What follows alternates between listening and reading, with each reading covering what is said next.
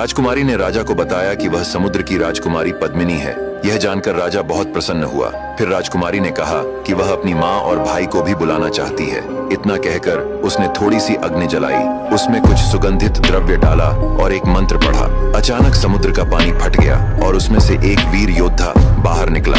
उसके पीछे एक वृद्ध रानी और कुछ दासियां साथ में चल रही थीं। राजकुमारी अपने भाई और माँ को देखकर अत्यंत प्रसन्न हुई। राजकुमारी की माँ अपनी बेटी को देखकर रोने लगी और बोली, बेटी, मैंने तुम्हें हर जगह खोजा, तुम्हारे वियोग में पूरा राज्य सूना हो गया है, अब चलो घर लौट चले। राजकुमारी ने कहा, नहीं माँ, अब मैं वापस नहीं जा सकती। मुझ पर बहुत सी विपत्तियां आईं, लेकिन अब मैं ऐसे राजा की छत्र छाया में हूँ जो मुझसे बहुत प्रेम करता है और हमारा एक पुत्र भी है। राजकुमारी की माँ उस छोटे बच्चे को देखकर बहुत खुश हुई। फिर राजकुमारी ने सभी का आदर सत्कार किया। कुछ दिनों बाद राजकुमारी का भाई और माँ अपने देश वापस लौट गए। धीरे धीरे राजकुमार बड़ा हुआ और एक सुंदर व बलशाली योद्धा बना। लेकिन एक दिन उसका पिता बीमार पड़ा और उसकी मृत्यु हो गई। उसके दाह संस्कार में फिर से समुद्र के राजा आए। जब सभी क्रियाकर्म पूरे हो गए तो उन्होंने राजकुमार की माँ से कहा, आश्चर्य है कि हमारा भांजा इतना सुंदर और मजबूत योद्धा बन गया है, पर अभी तक उसका विवाह नहीं हुआ। मेरी दृष्टि में समुद्र की एक ऐसी राजकुमारी है जिसका रूप पूरे समुद्र में प्रसिद्ध है। जब राजकुमार के मामा और माँ यह बातें कर रहे थे तो राजकुमार ने भी यह सब सुन लिया। अगली सुबह वह शिकार के बहाने उस राजकुमारी को देखने निकल पड़ा। उसने एक भेड़िए का शिकार करने के लिए उसके पीछे घोड़ा दौड़ा दिया। जब वह सैनिकों से दूर निकल गया तो एक पेड़ के नीचे घोड़े को बांधकर बैठ गया और विश्राम करने लगा। तभी वहां से एक अत्यंत सुंदर स्त्री गुजरी। वह राजकुमार को देखकर मोहित हो गई। उसने कहा, हे योद्धा, तुम्हें देखते ही मैंने अपना हृदय खो दिया है। मैं जानती हूँ कि तुम किसकी तलाश में हो और मैं स्वयं तुम्हें वहां पहुंचा दूंगी, लेकिन इसके बदले तुम्हें मेरे साथ एक रात बितानी होगी। ये सुनकर राजकुमार क्रोधित हो गया और उसने साफ मना कर दिया। इतना सुनते ही उस स्त्री का रूप बदल गया। वह क्रोध से पागल हो उठी और तुरंत एक डायन बन गई। उसने कहा, अब तक तुम मेरे प्रेम से जीवित थे, अब देखो आगे क्या होता है। यह कहकर उसने मंत्र पढ़ा और राजकुमार को एक तोता बना दिया। तोते के शरीर में फंसा राजकुमार रोने लगा और वह डायन उसे उसी अवस्था में छोड़कर चली गई। अब आगे की कहानी जानने के लिए देखिए अगला भाग। सदियों पहले की बात है। समुद्र की गहराइयों में एक सल्तनत जन्मी थी जिसकी राजकुमारी के किस्से दूर दूर तक मशहूर थे।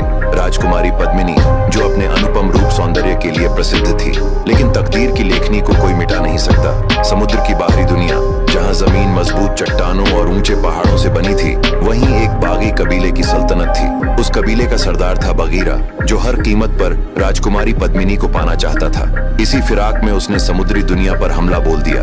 राजकुमारी के बहादुर भाई ने उसके मंसूबों को भांप लिया और युद्ध होने से पहले ही राजकुमारी को समुद्र के बाहर एक सुरक्षित स्थान पर छुपा दिया। इसके बाद एक भयानक युद्ध हुआ जिसमें समुद्री योद्धाओं ने पूरी बहादुरी से लड़ाई लड़ी। अंततः बगीरा को हार का सामना करना पड़ा। उधर राजकुमारी पद्मिनी समुद्र के किनारे बैठी अपनी किस्मत पर रो रही थी। तभी कुछ समुद्री लुटेरे वहां से गुजरे। जब उनकी नजर इतनी सुंदर राजकुमारी पर पड़ी तो वे हैरान रह गए। उन्होंने राजकुमारी को पकड़ लिया और उसे शहर के बाजार में बेचने के लिए ले गए। राजकुमारी की सुंदरता अप्सरा के समान थी। उसे देखते ही एक बूढ़े व्यापारी ने उसे सोने के सिक्कों में खरीद लिया।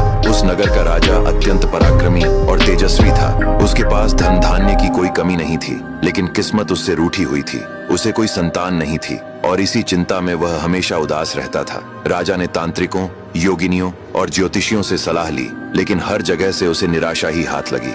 एक दिन उसके एक सेवक ने आकर बताया कि एक व्यापारी बहुत ही सुंदर दासी बेचने लाया है। जब राजा ने उस दासी को देखा तो उसकी सुंदरता पर मोहित हो गया। राजा ने व्यापारी को बहुत सारा धन देकर राजकुमारी को खरीद लिया।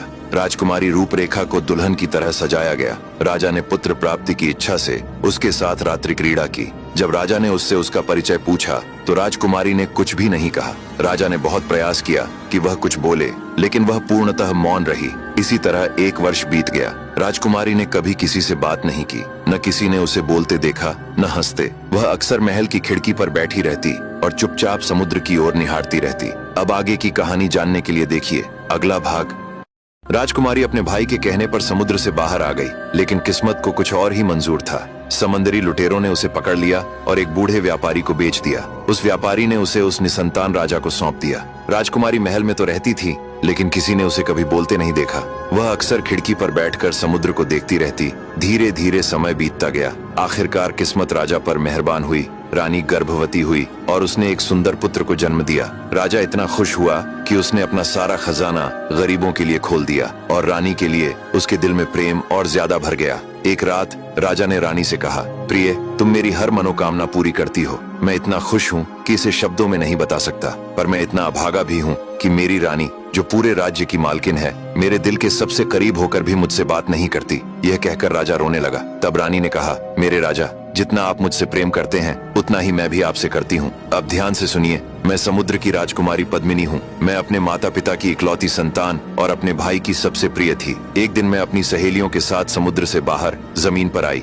यहाँ के लोगों को देखने और घूमने के लिए। हमने समुद्र किनारे कुछ मछलियाँ पकड़ी और उन्हें भूनने के लिए आग जलाई, लेकिन आग जलते ही जमीन कांपने लगी और धरती फट गई। तभी एक महाविशाल सांप जमीन फाड़कर बाहर निकल आया। उसे देखते ही मेरी सभी सहेलियां डर के मारे इधर उधर भागने लगीं। वह गुस्से से हमारी ओर बढ़ा, लेकिन तभी एक योद्धा सामने आया और उसने उस सांप को मार भगाया। मैंने उस योद्धा को धन्यवाद दिया और अपने लोक लौट आई, पर वह योद्धा, जो बागी कबीले का सरदार बगीरा था, मुझसे प्रेम करने लगा और मुझे पाने की चाह में उसने हमारे देश पर हमला बोल दिया। मेरे बहादुर भाई ने उसके मंसूबों को भांप लिया और मुझे एक गुप्त स्थान पर यह कहकर छुपा दिया कि युद्ध समाप्त होते ही मैं तुम्हें ढूंढ लूंगा, लेकिन वह आज तक नहीं आया। मैं चाहती तो समुद्र में कूदकर अपने देश लौट सकती थी, लेकिन आपके प्रेम ने मुझे यहाँ रोके रखा। मैं अपने भाई से नाराज थी, इसी वजह से वापस नहीं गई, और वही गुस्सा था जिस कारण मैं किसी से बात नहीं करती थी। लेकिन सच ये है कि मैं हमेशा आपसे प्रेम करती थी। अब आगे की कहानी जानने के लिए देखिए अगला भाग।